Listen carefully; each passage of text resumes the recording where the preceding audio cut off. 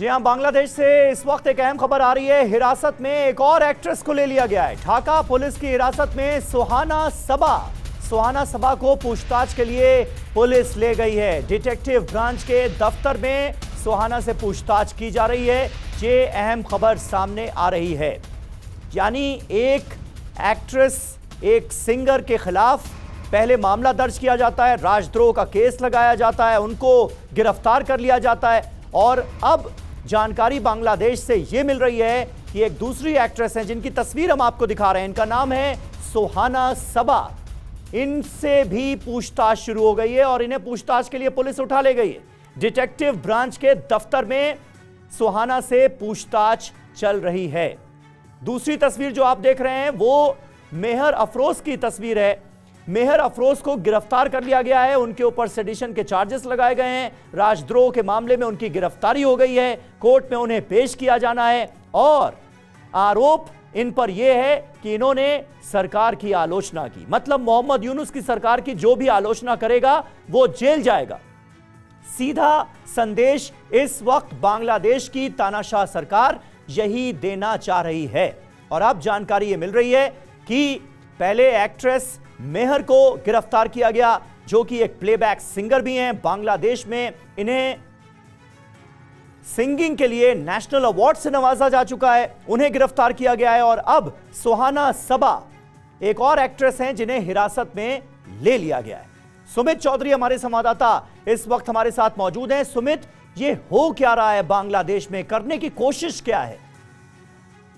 समित, सबसे चौंकाने वाली बात यह है कि बांग्लादेश में जो इस समय की आप कह सकते हैं कि जो हुक्मरान है या फिर जो सरकार चला रहे हैं मोहम्मद यूनुस, वो नोबेल पीस प्राइज, अगर आप कह सकते हैं नोबेल प्राइज विजेता है या फिर उनको दिया, सम्मान दिया गया है, लेकिन उन्हीं की रहनुमाई में इस तरीके की घटनाएं हो रही है। सुहाना सबा के बारे में कहा जा रहा है जो बांग्लादेश से लगातार जानकारी मिल रही है कि रात को करीबन 1 बजे उनको लगातार जो ढाका मेट्रोपॉलिटन पुलिस की डिटेक्टिव ब्रांच है उसने इन्वेस्टिगेशन के लिए बुलाया था और उसी के बाद उनकी गिरफ्तारी कर दी गई। अब जो बेसिस बताए जा रहे हैं, जो दोनों ही आप कह सकते हैं कि दोनों ही एक्ट्रेस है, दोनों ही पब्लिक फिगर को गिरफ्तार करने के जो बेसिस बताए जा रहे हैं वो बताए जा रहे हैं कि इन दोनों ने एक व्हाट्सएप ग्रुप पे लगातार सरकार के खिलाफ और जो स्टूडेंट मूवमेंट हुआ था कुछ महीने पहले उसको लगातार मुखालफत कर रहे थे, उसके बारे में लगातार सवाल जवाब कर रहे थे, उसके बारे में लगातार बोल रहे थे। इसी बेसिस पर इनको लगातार स्टेट के खिलाफ कॉन्स्पिरेसी करने, सेडिशन चार्जेस लगाकर इनको गिरफ्तार किया गया। और ये बहुत चौंकाने वाली बात है कि कुछ ही देर में पहले गिरफ्तारी होती है, फिर दूसरी एक्टर सुहाना सबा की भी गिरफ्तारी हो जाती है और ये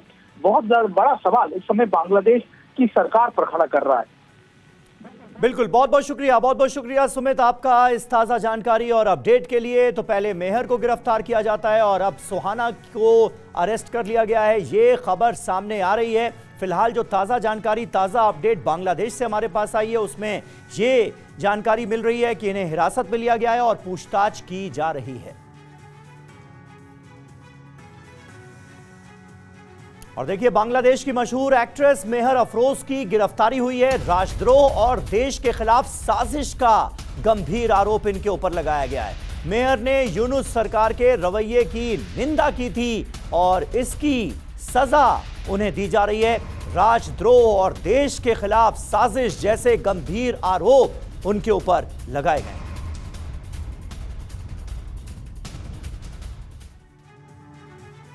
तो बांग्लादेश के अंदर विरोध की हर आवाज को कुचलने की तैयारी हो रही है। मेहर अफरोज के घर पर भी उपद्रवियों का कहर टूटा। उपद्रवियों ने एक्ट्रेस के पैतृक घर को भी जला दिया। जमालपुर के नरुंदी गांव में मेहर का पैतृक घर है। ये देखिए तस्वीरें। मेहर के खिलाफ बाकायदा एक जुलूस निकाला जाता है, जमकर नारेबाजी की जाती है और फिर ये उग्र अराजक भीड़ पहुंचती है मेहर के पैतृक घर पर और घर को आग के हवाले कर दिया जाता है। मतलब अराजकता की इंतहा हो गई। मेहर अफरोज पर आरोप सिर्फ यह है कि उन्होंने मौजूदा सरकार की निंदा की और इसके चलते अब तमाम तरह के संगीन इल्जाम उनके ऊपर लगाए गए हैं और पुलिस ने उन्हें गिरफ्तार कर लिया है। एक्ट्रेस मेहर अफरोज का घर आप देखिए, जिसे उपद्रवियों ने आग के हवाले कर दिया। यह घटना कल शाम की है, जब जमालपुर के नरुंदी गांव में उनके पैतृक घर में कट्टरपंथियों की भीड़ पहुंचती है और घर को आग के हवाले कर दिया जाता है। गुस्साई भीड़ पास के एक बाजार में इकट्ठा हुई, जुलूस निकाला और इसके बाद जमकर नारेबाजी की।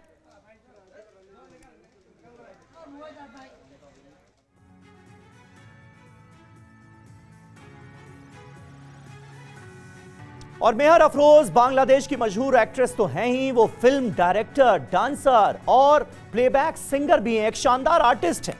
2016 में मेहर को फिल्म कृष्णो पोखो के लिए बेस्ट फीमेल सिंगर का बांग्लादेश का नेशनल फिल्म अवार्ड मिला था। मेहर का ताल्लुक बांग्लादेश की पॉलिटिकल फैमिली से भी है।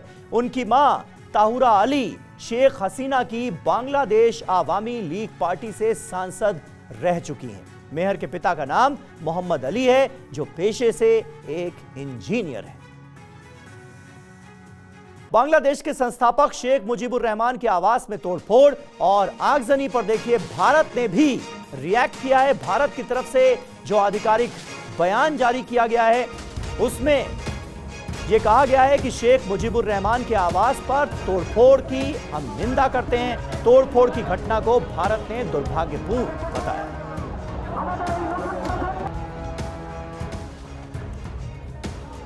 और आइए अब आपको दिखाते हैं कि 5 फरवरी को बांग्लादेश में हुआ क्या था। 5 अगस्त 2024 को बांग्लादेश में शेख मुजीब विरोधी पागलपन का पहला अध्याय दिखा था और अब इसके ठीक 6 महीने बाद 5 फरवरी 2025 को ढाका में नफरत का दूसरा अध्याय शुरू हुआ। दोनों ही बार निशाने पर शेख मुजीबुर रहमान और उनकी विरासत है।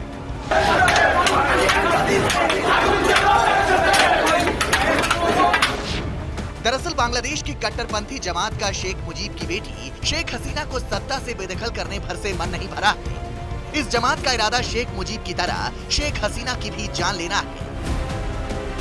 तभी तो कट्टरपंथी संगठन यूनुस सरकार से उन्हें भारत से वापस लाने की मांग कर रही है। लेकिन हसीना है कि उन्होंने भी कट्टरपंथियों के आगे झुकने से मना कर दिया।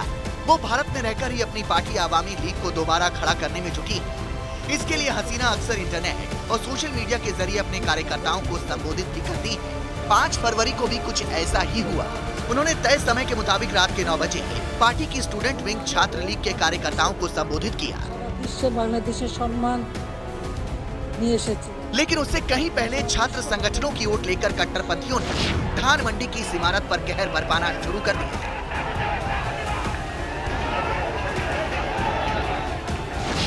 रात के करीब 8 बजे सैकड़ों प्रदर्शनकारियों की भीड़ धान मंडी के बंगला नंबर 32 पर पहुंचकर फावड़े और हथौड़े से इस पर टूट पड़ी। रात के 9:30 बजते इमारत में आग लगा दी गई। इसके बाद 11:30 बजे बुलडोजर से इमारत को गिराने का काम शुरू हो गया। सुबह के 2 बजते पूरे मकान को करीब मिट्टी में मिला दिया गया।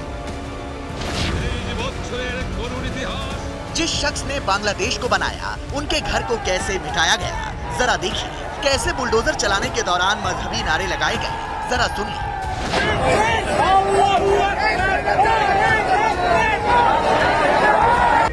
ये तो कुछ भी नहीं था, चूंकि शेख हसीना भारत में है। ऐसे में भीड़ ने दिल्ली विरोधी नारे तो लगाए ही, उन्हें वापस लाकर फांसी पर लटकाने की मांग में भी नारेबाजी की।